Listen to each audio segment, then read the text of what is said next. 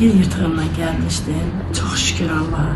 Bu ağrılarım aradan götürüldü. Allah sizden razı olsun. Sağ olsun doktora. Elleri var olsun.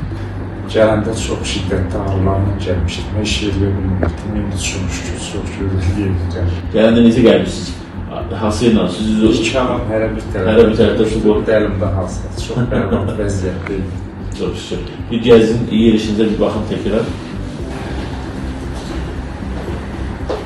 Maşallah, maşallah, süper. Əllərin var olsun. Bir dəfə yox, 3 dəfə, 4 dəfə gəlib bu haqda məlumat verməli. İnşallah, inşallah. Geçmiş olsun, Allah şəfa versin. 3 ildir sizin sayənizdə mən ayaqüstəyəm yaşayıram. Maşallah, Sizə qurban olum, sizin o şəfaqlı əllərinizdən öpərəm.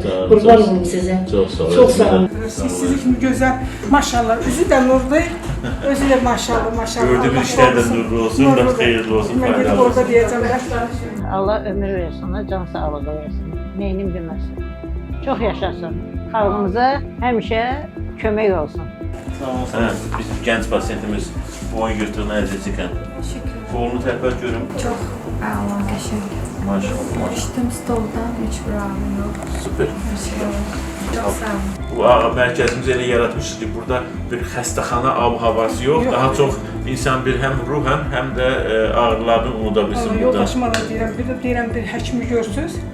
Necə gözəl insandır, necə mehriban, necə qayğıkeş. Salam verin, doğmalarınızı.